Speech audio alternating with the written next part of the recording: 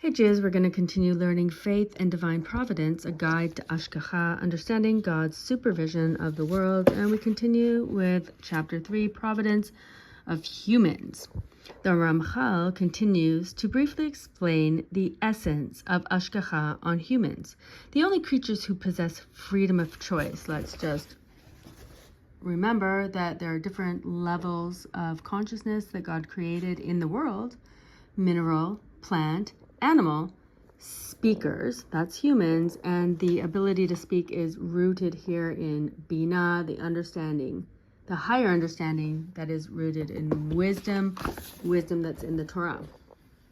However, each individual member of the human race, besides his connection to the class as a whole, is supervised separately as an individual, and all his deeds are judged separately, and decrees are made for him separately in accord with the details of his task.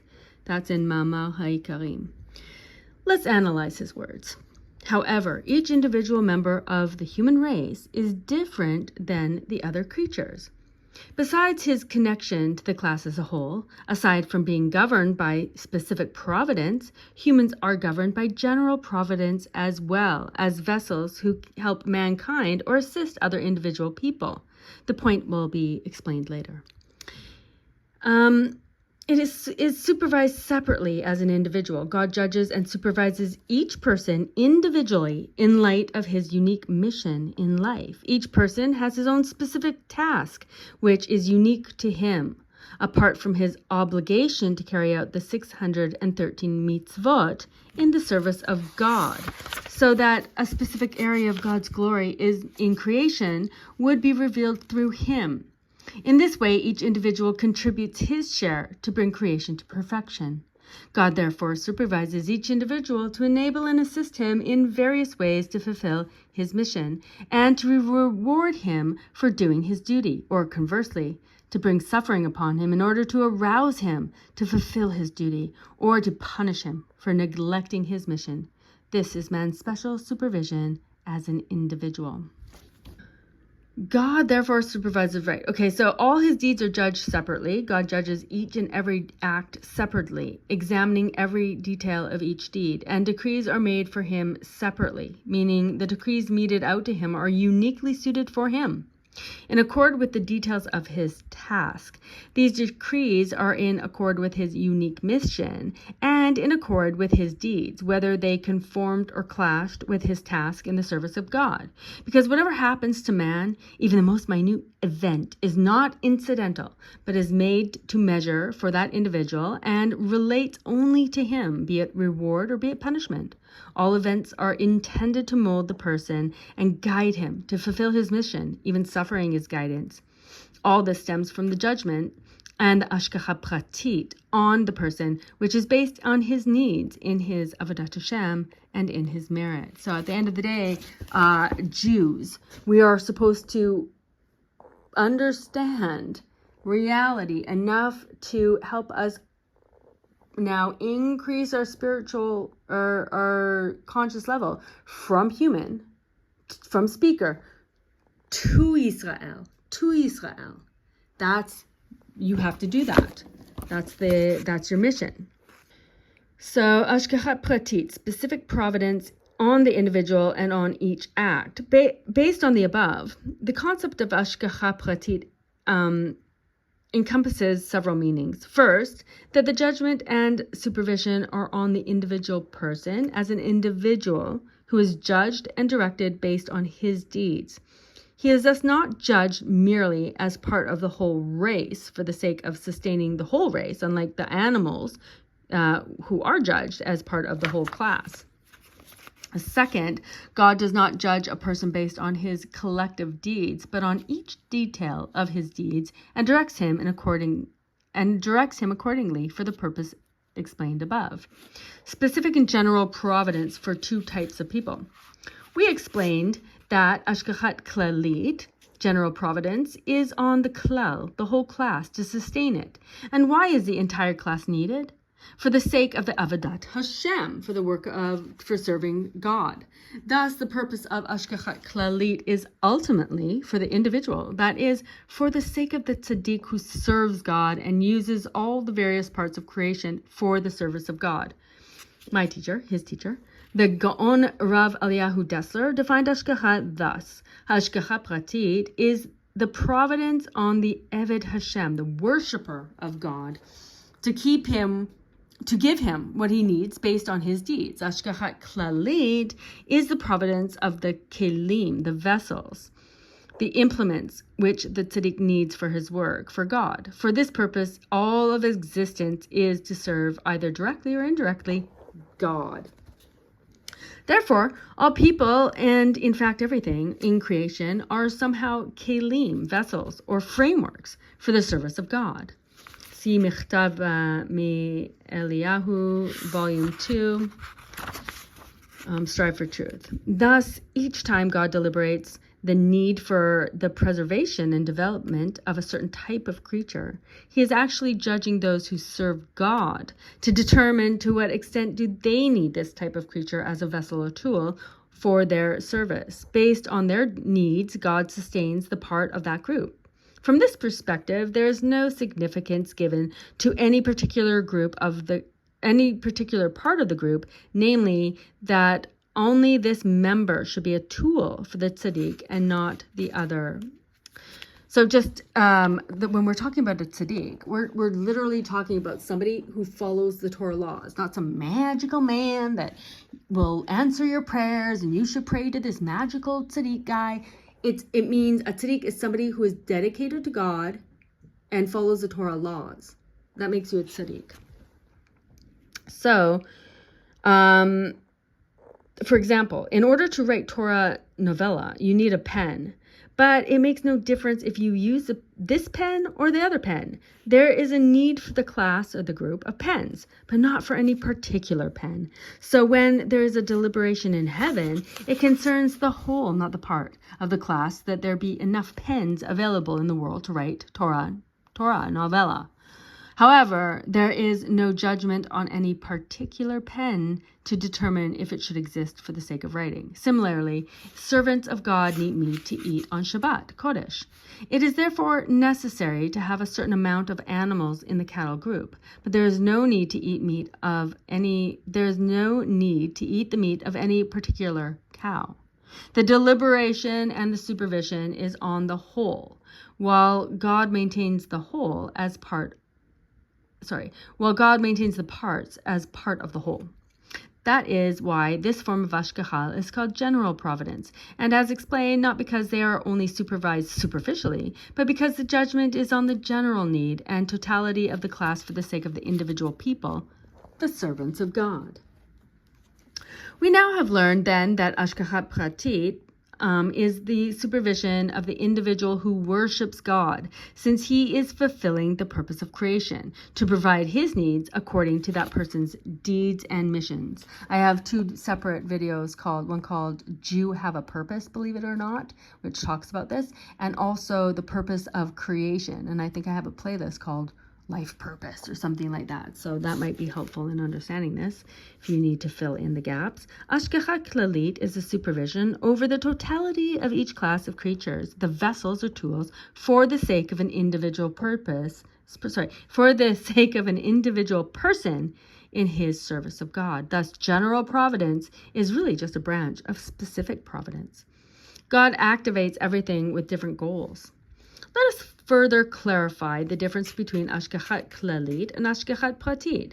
We have explained that whatever happens in the world is a result of God's action, and he gives life that sustains all parts of all the species, big and small, and that it is only he who constantly activates them. Thus, even within Hashgachah Klalit, God activates everything. Furthermore, there is one underlying principle upon which God judges and supervises the world through both general and special Hashgachah. The principle is for the sake of the purpose of the creation. The Ramchal defined it thus: Hineh Ha'adon Baruch Hu mashkiach tamid al kol briotav Okay, the master, blessed is he, supervises all his creations at all times, sustains them, and directs them in accord with the purpose for which he created them. That's again from Mama Ikarim. And that purpose is the revelation of the glory of heaven. As our sages put it, all that the Holy One blessed he created in his world, he created solely for his glory. In Avot 6:11. The difference between general providence and specific providence is expressed in the divine judgment that affects the providence.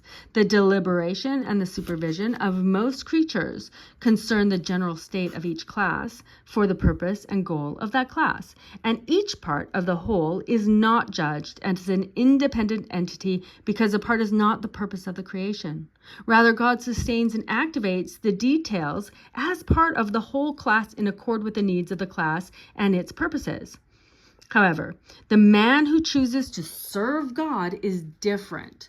He is the purpose of creation.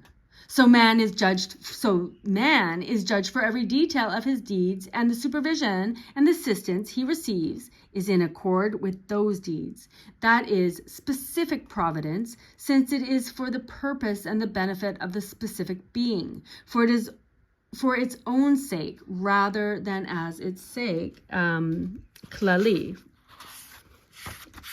which is general providence for human beings as well. Not all people, however, are supervised with specific providence. The person who serves God and is occupied with filling his mission in revelation of God's glory is supervised with Hashgachah pratit, specific providence, in accord with his deeds, to either bestow good upon him or, heaven forbid, the opposite, as explained above. But someone who does not serve God and is not concerned with filling his mission in life and has no right to exist from the perspective of specific providence because he is not functioning as man is supposed to. Instead, this type of person exists only through the kindness of God, who nevertheless gives him existence in the framework of general providence, whereby he acts as a vessel for the tzaddik who is serving God. This idea will be expounded upon later in detail. So again, a tzaddik is somebody who follows the Torah laws. A tzaddik is somebody who, to the best of his ability, does not break any of these laws, and that renders him a tzaddik, as you can read in the Ramchal's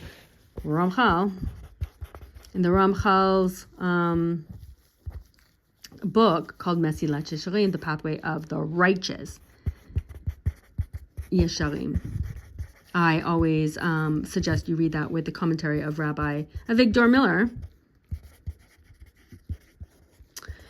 and understand that in our times, in our year, 5,785 at the end of time, the concept of tzaddik has been contaminated, whatever, tzaddik. So even the tzaddik is supervised within the framework of general providence. Furthermore, a detailed study of the Ramchal's words will reveal that all people are supervised within the framework of general providence. That is, that even those governed by Hashgachah pratit are simultaneously under the auspices of Hashgachah klalit as well. The Ramchal wrote, each individual of the human race, besides his connection to the race as a whole, is supervised separately. The Ramchal is pointing out that even someone who is supervised mainly through Hashgachah pratit is also partially supervised through Hashgachah klalit, because although every Jew has a unique mission to reveal God's glory, and for which he is supervised separately, still, each Jew has a role to play in creating a setting which is conducive to the service of God. In the latter role, the individual serves as a kli, a vessel for others, and for that he is supervised and treated through Hashgachah klalit, so the tzaddik is governed by both. A student who goes into exile, his teacher is exiled with him. We find an example of this in the Talmud. A Torah student who goes into exile, his teacher is exiled with him in Makot 10a. The teacher who has done no sin must leave his hometown and go into exile, not because he is considered guilty in that he has a student who murdered accidentally and therefore deserves a punishment, but because it is written, and he shall live, Dvarim 4:42. Do for him, i.e. the murderer, what he needs so that he should have his deeds, while 10% of that happens to him is, so that he should have life. Sorry. God is concerned even for the needs of someone who murdered by accident when he's exiled to a city of refuge. So God is concerned even for the needs of someone who murdered by accident when he is exiled to a city of refuge. God therefore commanded us to provide the murderer not only with his physical needs, but even with his spiritual needs. Thus, if he is a Torah student who needs his Torah teacher in order to maintain his normal life, his teacher must go into exile as well, so that he can continue to study Torah. Thus, even if the teacher is a greater tzaddik and is more important before God than the student is, and as such is supervised through specific providence more than the student, the teacher here is governed by the needs of the others. He becomes a vessel for the exiled student and goes into exile as well.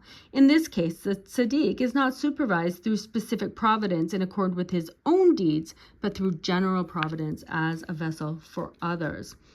Also, every single last Jew is a guarantor for every other Jew. So we are all together as the nation of Israel, all together, b'yachad. Together, we're all part of this general group of people called the nation of Israel, and we're all each individual Jews.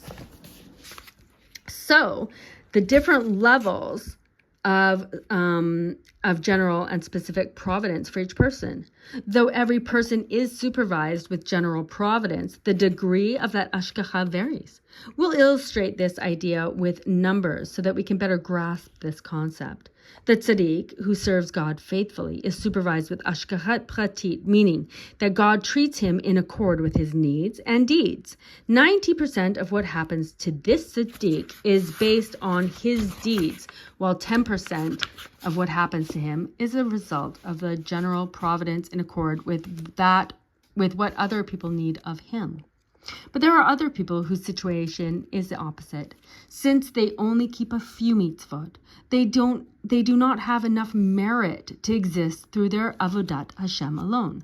Meaning they don't follow these laws enough. They're not a servant of God enough to have God supervise them specifically as that Jew. So their main reason for existing is to assist those who do serve God faithfully. Thus 90% of the bounty which God bestows upon them is a result of Hashgachah klalit, while only 10% of the bounty is through Hashgachah pratit in accord with their deeds. Let's illustrate this a little bit more in order to understand you are a Jew. And as we have explained in many different videos, a Jew had, and it was based on the Ramchal's book, Derech Hashem, the way of God.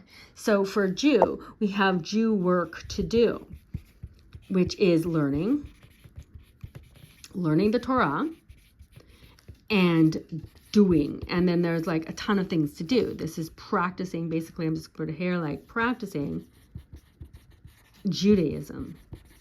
So doing all the things, doing the mikveh, keeping Shabbat, doing all the prayers, doing all the, holidays, all the things that you're supposed to be doing.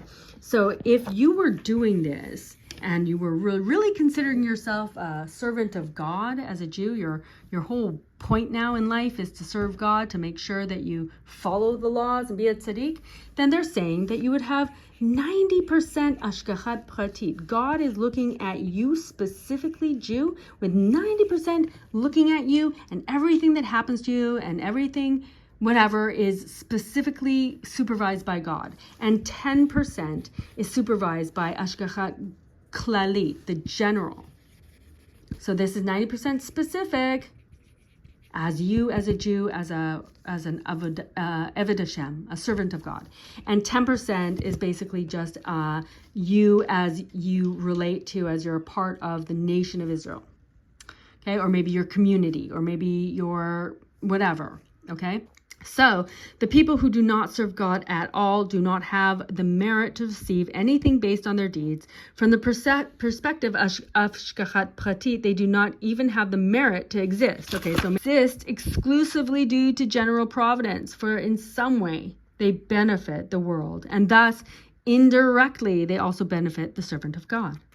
The very fact that God sustains and bestows blessings and success even on those who do not serve him, as long as some benefit, even indirectly, reaches the tzaddik, it is an expression of God's kindness. Thus, general providence gives existence to the entire human race, including the wicked, as the saying goes. When the thief can be of use, they'll even take him down from the gallows. So too the Holy One, in his kindness, spares many people from death when they have lost the right to exist on their personal level, because one day in the future they will bring some benefit to a tzaddik. However, this form of sustenance and salvation is limited. As in our last parable, if the condemned thief was an expert craftsman, he would not be hanged. However, if besides being a thief, he was also physically dangerous to the public, he would certainly not be spared because his harm is greater than his benefit. The same is true of God's administration, for not every wicked person deserves to exist through general providence, even as a vessel, because God does not use broken vessels. So we're going to learn about vessels in the next video for chapter 4. So hopefully we're understanding. Please ask me questions. Again, we're trying to cultivate faith. So when you have faith, it's no longer a belief. It's either a belief is when you don't have knowledge, when you don't know something to be true, you either choose to believe it or not to believe it. But when you have enough knowledge and understanding of the wisdom, then you are trying to develop your faith. And so this is what we're trying to do, is trying to understand that basically nothing's random here. That's what we learned also in the book of Esther for Purim, that nothing's random. Everything is working from a certain perspective that is outlined here and how God supervises his creation. Please let me know if you have questions, and we will continue next time with chapter 4.